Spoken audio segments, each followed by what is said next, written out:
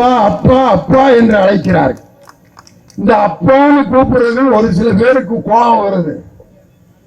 முன்னாள் முதலமைச்சர் எதிர்கட்சி தலைவர் எடப்பாடி பழனிசாமி அப்பா என்ன அப்பா யார் யாருங்க அப்பா அப்படின்னு சி.வி. சண்முகம் எல்லாம் பதறாங்க.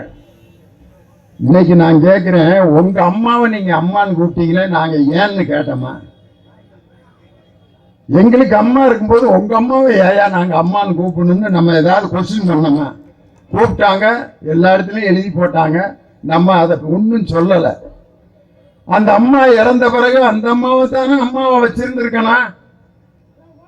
அதுக்கப்புறம் இன்னொரு அம்மாவை கொண்டு வந்து அதை சின்னம்மாவாக்கி அந்த அம்மா மூலம் முதலமைச்சராகி அந்த அம்மாவையும் தூக்கி முதியோர் இல்லத்தில் உட்கார வச்சுட்டு அம்மாவையே மாற்றியவர்களுக்கு அப்பாவின் அருமை தெரிவதற்கு வாய்ப்பு இல்லை. அதனால் எங்கள் தலைவரை இன்னைக்கு எல்லாரும் அப்பா அப்பான்னு கூப்பிடுறதுக்கு அதுதான் காரணம். அது மட்டும் இல்லை, விருதுநகர்ல பட்டாசு தொழிலாளர்களிடையே அந்த விபத்தை பார்வையிட என் தலைவர் போறார். அப்ப வந்து சூளக்கரைங்கிற ஊர், அந்த ஊர்ல ஆதரவற்ற குழந்தைகளுடைய இல்லம் இருக்கு. அவங்க அந்த குழந்தைகள் 50 பேருக்கு அப்பா அம்மா இல்லை. அந்த குழந்தைகளை பார்க்கறதுக்கு முதலமைச்சர் போறார். போறப்ப முதலமைச்சர் கார் போறப்பதான் எப்படின்னு தெரியுமில்ல, முன்னாடி பயங்கர பைலட்டுகள்லாம் அப்படின்னு அப்படியே protocol mike 3 1 2 3 4 over over over அப்படி போயிட்டு இருக்காங்க. திடீர்னு முதலமைச்சர் வண்டியை நிறுத்தினார். உடனே ஏன் தலைவரை நிறுத்துங்க அப்படின்னார். நிறுத்தி எங்க போனார்னா எதிர்த்தாப்புல இருக்க ஒரு பேக்கரிக்கு போனார்.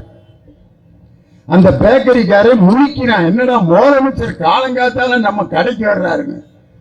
போய் அந்த பேக்கரிக்காரன் போய், தம்பி ஒரு 50 ஸ்வீட்டு 50 காரம் பேக் பண்ணு. அவன் முதலமைச்சர் வந்துட்டாருன்னு எது ஸ்வீட்டு எது காரம்னு தெரியாம இதை தூக்கி அதுல போடுறேன், அதை தூக்கி இதுல போடுறேன், எப்படியோ பேக் பண்ணி 100 பாக்கெட் போட்டு 2 பையில கொடுத்துட்டான். தலைவரே காசு வேணான் இருக்கான். இது நான் என் பிள்ளைகளுக்கு வாங்கிட்டு போறது இந்தா அப்படின்னு காசை கொடுத்துட்டு மீதி காசையும் வாங்கிட்டு போய் மீண்டும் வண்டியில போய் ஏறி அந்த ஆதரவற்ற குழந்தைகளுடைய இல்லத்துல போய் அவங்களை சாப்பிட வச்சு தானும் அவர்களுடன் உணவருந்தி, உங்களுக்கு அப்பா அம்மா இல்லைன்னு நினைக்காதீங்க, இந்த ஸ்டாலின் இருக்கேன், உங்களை நான் பார்த்துக்கிறேன், நல்லா சாப்பிடுங்கன்னு சொல்லிட்டு அவங்களோட உட்கார்ந்து சாப்பிட்டதை பார்த்துட்டு அப்பா நன்றி அப்பான்னு அப்பா அம்மா இல்லாத பிள்ளைகள் அன்னைக்கு சொன்ன வார்த்தை தான் அப்பாங்கிற வார்த்தை. அப்படி அப்பா என்று அழைத்த ஒரு தலைவருக்கு தான் இன்னைக்கு நமக்கு பிறந்த நாள். இன்னைக்கு என்ன அறிவிச்சிருக்காருன்னா, அப்பா அம்மா இல்லாத குழந்தைகள் 50,000 பேரை தேர்ந்தெடுத்து 18 வயது வரைக்கும் அவங்களுக்கு மாசம் 2,000 ரூபாய் கொடுத்து அவர்கள் படிப்பு செலவு முழுவதுக்கும் அப்பா அம்மா இல்லாத குழந்தைகளுக்கு மாதம் உதவித்தொகை அறிவித்த இந்தியாவிலேயே முதலமைச்சர் நம் தமிழகத்தினுடைய முதலமைச்சர் தான் இன்னைக்கு பட்ஜெட்ல அறிவிச்சிருக்காரு. நம்ம சகோதரிகள்லாம் பாருங்க, பெண்களை பத்தி எப்ப பாடினாலும் அதுகளுடைய அழகை பத்தி தான் பாடுவாங்க. பழைய பாட்டுல எல்லாம் பாருங்க, அழகு அழகு அழகு. பழைய தியாகராஜ பாகவதரே பெண்களை அழகத்தான் பாடுவார். சந்திர பிம்பமோ, ஏதாவது புரியுதா உங்களுக்கு? இதுதான் ஒரு காலத்துல காதல் பாட்டு. தியாகராஜ பாகவதர் வதனமே சந்திர பிம்பமோன்னு பெண்ணை அழகில் பாடினாரு. அதுக்கப்புறம் ஒருத்தர் வந்தார், அமுதம் தேனும் எதற்கு நீ அருகில் இருக்கையிலே எனக்கு அமுதம் தேனும் எதற்கு. அந்த அம்மா அப்படியே வெக்கப்படும். அதுக்கப்புறம் ஒருத்தர் வந்தாரு, காலங்களில் அவள் வசந்தம் கலைகளிலே அவள் ஓவியம் அப்படின்னு பாடினாரு. எம்ஜிஆர் படத்துல அழகை பத்தி பாடுற பாட்டு எம்புட்டு பாட்டு இருக்கு. அடே அப்பா, கட்டி தங்கம் வெட்டி எடுத்து காதல் என்னும் சாறு விழிந்து தட்டி தட்டி சிற்பிகள் செய்த உருவமட அவள் தழதழவென்று பதுங்கி நிற்கும் பருவமட. எம்ஜிஆர். சிவாஜி கணேசன் எப்படி பாடுவாரு? பூமாலையில் ஓர் மல்லிகை இங்கு நான் தான் தேன் என்றது. பழைய பாட்டுலாம் இருக்கட்டும். இப்போ ஒருத்தன் பாடியிருக்கேன் ஒரு பாட்டு பார்த்தீங்களா? ஒரு பொண்ணை வர்ணிச்சு. நான் இன்னும் பாடவே இல்லை, அதுக்குள்ள கைதட்டுற.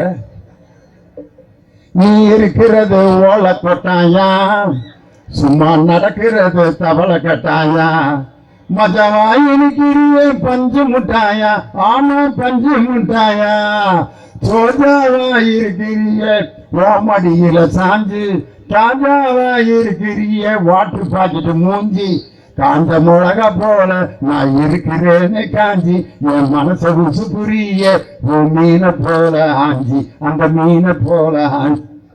இவ்வளவு பழைய பாட்டை உசுரை கொடுத்து பாடினேன்னு யாராவது அசைஞ்சிங்களா?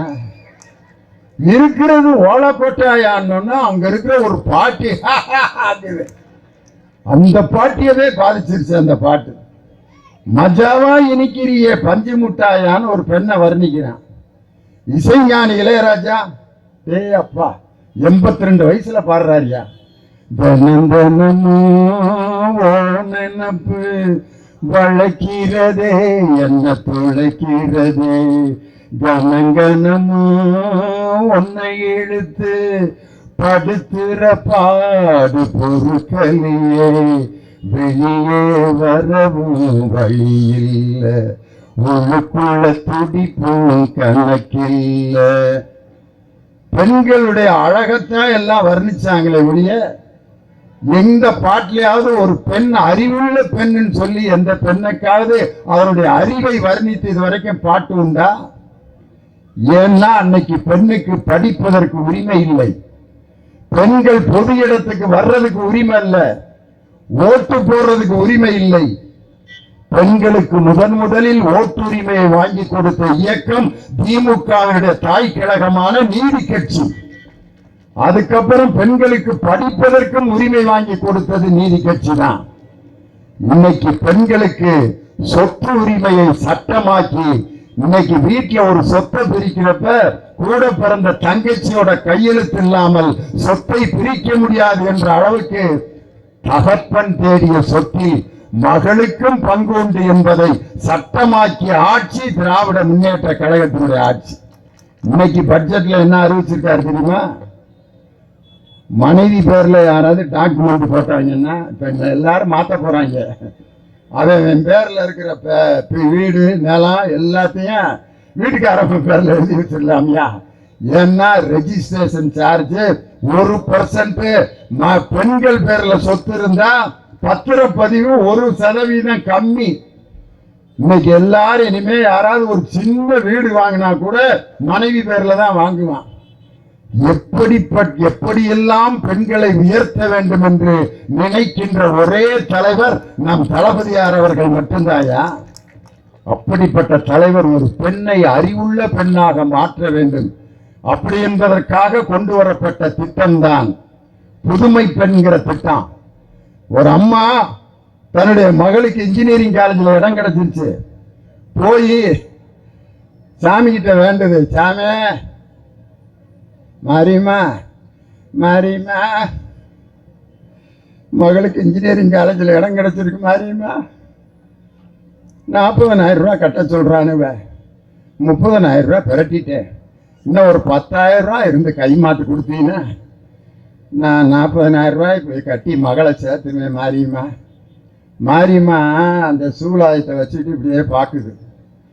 அந்த அம்மாவுக்கு என்ன சொல்ற மாதிரி கேட்குதுன்னா, மாரியம்மா சொல்லுது, என் வகுத்தரிச்சே உனக்கு தெரியாதும்மா, என் முன்னாடி தான் 3 உண்டியல் வச்சிருக்கானுங்க, என் முன்னாடி தான் காசெல்லாம் போடுறானுங்க, என் முன்னாடி தான் உடச்சி என்றானுங்க, என் கையில் இது வரைக்கும் ஒருத்தன் கூட ஒரு 500 ரூபா கூட இது வரைக்கும் கொடுத்துட்டு போனதில்லை.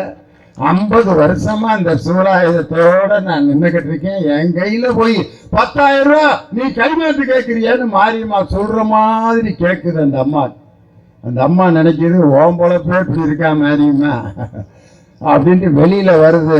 நம்ம தலைவர் அறிவிக்கிறார், அரசு பள்ளியில் படித்த உங்கள் மகளை கல்லூரியில் சேர்த்தால் மாதம் 1000 ரூபாய் நிதி இந்த ஸ்டாலின் தருவான்னு சொன்ன தைரியமா தன்னுடைய மகளை கொண்டு போய் கல்லூரியில் சேர்த்து இன்னைக்கு மக படிச்சுட்டு இருக்கான்னா ஒரு பெண்ணை அறிவுள்ள பெண்ணாக மாற்றுவதற்கு முயற்சி எடுத்த முதல் தலைவர் இந்தியாவிலேயே நம் தளபதியார் அவர்கள் மட்டும்தான்.